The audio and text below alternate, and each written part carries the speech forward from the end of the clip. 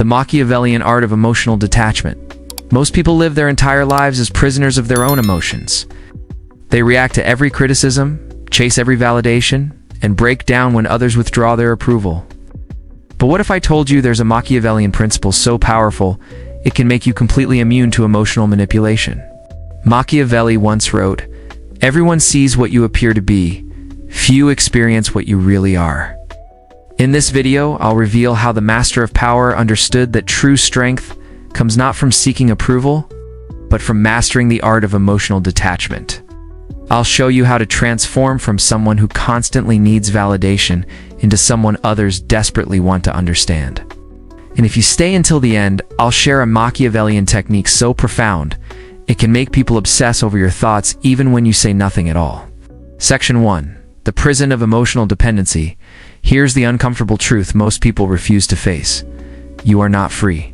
You think you are, but you're not. You're a slave to every opinion, every glance, every moment of approval or disapproval from others.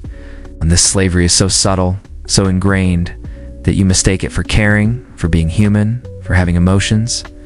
But Machiavelli knew better. He understood that emotional dependency is the root of all weakness. When he wrote, "Since love and fear can hardly exist together, if we must choose between them, it is far safer to be feared than loved." He wasn't just talking about political power. He was revealing a fundamental truth about human psychology. Respect comes to those who do and desperately need it. Think about your last week. How many times did you check your phone hoping for a specific message? How many times did you replay a conversation wondering what someone really meant? How many decisions did you make based not on what you wanted, but on what you thought others expected? Each time you do this, you hand over your power. You make someone else the prince of your emotional kingdom. And here's what Machiavelli understood that most people do aren't. The more you need others to validate you, the less they respect you. It's a cruel paradox, but it's the foundation of all social dynamics. Because deep down, people are not attracted to emotional dependency. They're attracted to strength, to mystery, to someone who doesn't break when the winds of opinion change direction. They want to be around someone who has found something more valuable than their approval: inner peace. But here's where it gets interesting. This isn't about becoming cold or uncaring. It's about understanding the difference between attachment and appreciation, between needing and wanting, between reacting and responding. And that difference, that subtle shift in perspective, changes everything. Section 3.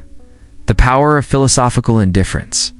Indifference is perhaps the most misunderstood concept in philosophy. Most people think it means not caring about anything. But philosophical indifference is different. It means caring deeply about what matters while remaining completely unmoved by what doesn't. The Stoics called this preferred indifference. Health is preferred over sickness, success over failure, praise over criticism. But, and this is crucial, your peace of mind doesn't depend on getting the preferred outcome. You can want something without needing it. You can work toward a goal without being destroyed if you don't achieve it. This creates an incredible psychological advantage. When you're not emotionally invested in outcomes, you make better decisions. Take calculated risks others won't take because they're too afraid of failure. You speak truthfully because you're not worried about offending people. You pursue your authentic interests instead of chasing what you think will impress others. But here's what happens that most people don't expect. This indifference becomes magnetic. When someone realizes you don't need their approval, their validation, their attention, something shifts in their perception of you. You become mysterious. You become valuable. You become someone they want to understand. Think about the people who have had the most profound impact on you. Chances are they weren't the ones desperately seeking your approval. They were the ones who seemed complete without it, who had something you couldn't quite put your finger on, who made you feel like you wanted to earn their respect rather than the other way around. This is the power of philosophical indifference. It's not coldness. It's not cruelty. It's the quiet confidence that comes from knowing your worth isn't determined by external validation. And that knowledge, that inner certainty, radiates outward in ways you can't fake. But mastering this principle requires understanding something most people never learn: the difference between detachment and disconnection. Stay with me, because what I'm about to share will change how you see every relationship in your life. Section 4. The art of detached engagement. Here's where most people get confused about philosophical detachment. They think it means becoming emotionally unavailable, cold, or withdrawn from life. But the great philosophers understood something more nuanced. You can be fully present while remaining internally free. Buddha taught this through the concept of non-attachment. He didn't advocate for not loving, not caring, not trying. He taught that suffering comes not from caring, but from clinging. The difference is subtle but revolutionary. When you love someone with attachment, you need them to behave in certain ways for you to feel secure. When they don't text back quickly enough, you suffer. When they seem distant, you panic. When they show interest in others, you become jealous. Your emotional state is entirely dependent on their actions. But when you love with detachment, something beautiful happens. You care deeply, but you don't cling. You appreciate their presence without fearing their absence. You enjoy their attention without needing it to survive. You can let them be who they are without trying to control or change them. This paradox confuses people. How can you care without being attached? How can you be passionate without being needy? How can you be engaged without being dependent? The answer lies in understanding the source of your security. When your peace comes from within, from your philosophy, your principles, your connection to something larger than yourself, you don't need others to provide it. You can offer genuine love instead of trading conditional affection for security. This creates relationships of incredible depth and authenticity. People feel safe with you because they sense you won't break if they're honest. They trust you because you don't need them to be anything other than themselves. They respect you because you've found something they're still searching for. Inner stability. But here's what happens that surprises everyone. When you stop needing people, they often start needing you. Not because you're manipulating them, but because you've become genuinely valuable. You've become someone who adds to their life without taking from it. Section 5. The psychology of silence and space. Ancient philosophers understood something modern psychology is just beginning to rediscover. Silence is not empty space. It's pregnant with possibility. And in a world obsessed with constant communication, constant explanation, constant validation seeking, silence becomes a superpower. When Confucius said, "The man who asks a question is a fool for 5 minutes. The man who never asks a question remains a fool forever," he was teaching about the power of strategic inquiry. But he also understood that there are times when saying nothing at all is the most powerful statement you can make.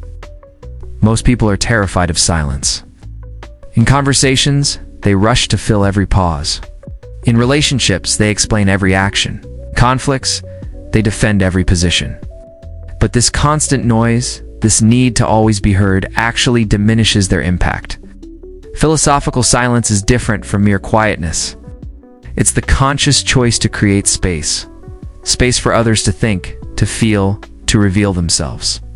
When you're not constantly talking, explaining, justifying, something remarkable happens. People start projecting onto that silence. They begin to wonder what you're thinking, what you know, what you've decided.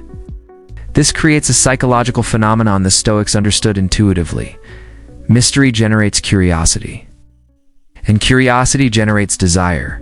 Not sexual desire necessarily, but the desire to understand, to connect, to be included in your inner world. But here's the crucial point. This isn't a technique to manipulate others. It's a practice that transforms you.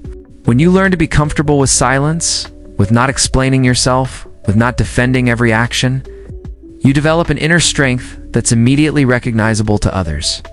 You become someone who thinks before speaking, someone who chooses their words carefully, someone who doesn't feel compelled to react to every provocation or respond to every question.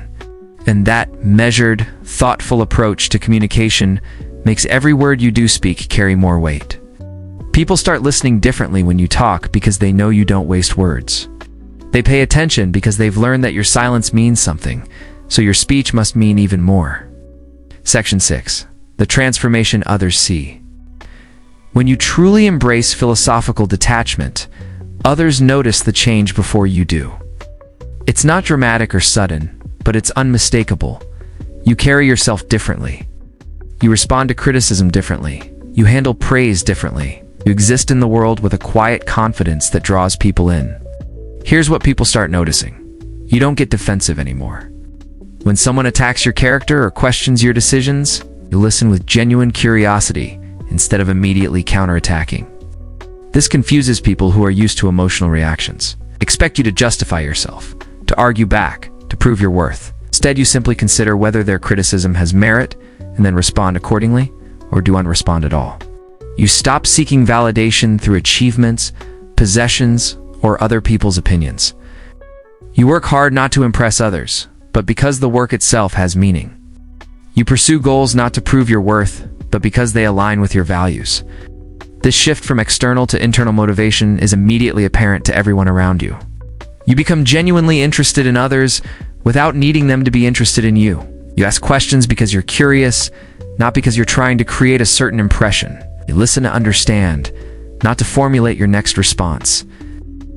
This authentic interest in others, combined with your lack of neediness, creates incredibly magnetic interactions. But perhaps most importantly, you develop what the philosophers called equanimity, emotional equilibrium in the face of both success and failure, praise and criticism, acceptance and rejection. You celebrate good fortune without attachment and endure difficulties without despair. This emotional stability becomes your greatest asset in every area of life. In professional settings, you make decisions based on logic and principle rather than fear and emotion. In relationships, you love freely without the desperate clinging that suffocates connection. In personal growth, you pursue improvement not from self-hatred, but from self-acceptance. People are naturally drawn to this stability because it's so rare. In a world full of emotional volatility, someone who has found inner peace stands out like a beacon. They want to be around you not because you need them, but because you don't. And that paradox, being wanted precisely because you don't need to be wanted, is the ultimate expression of philosophical power. Section 7. The ultimate psychological technique. Now, I'll share with you the most powerful psychological technique the ancient philosophers discovered. It's so simple that most people dismiss it, yet so profound that it can fundamentally alter how others perceive and interact with you. The technique is this: become genuinely comfortable with being misunderstood. Most people exhaust themselves trying to be understood by everyone.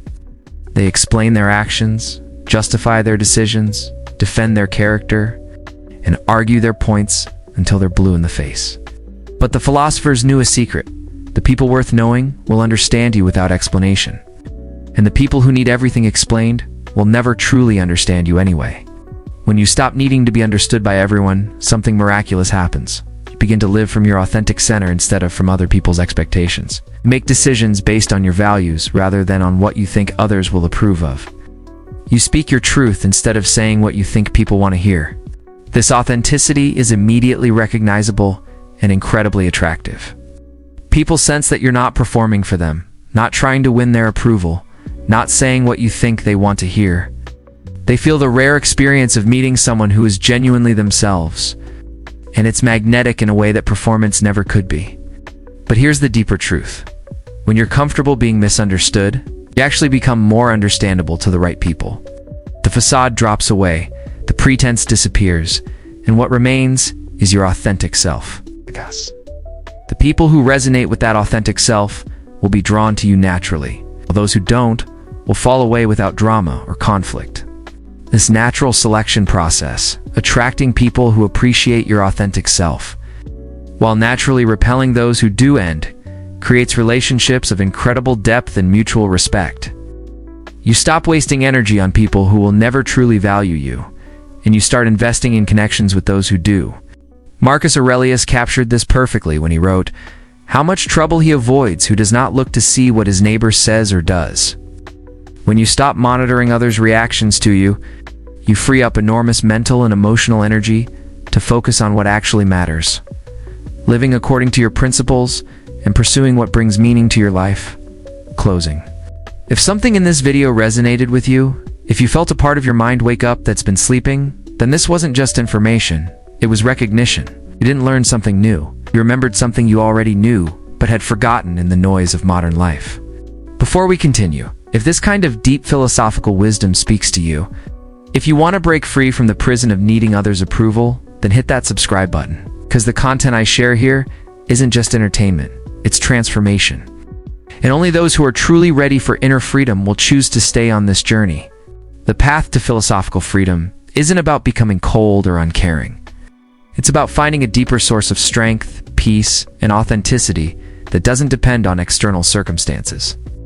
It's about becoming so secure in who you are that you don't need others to validate it.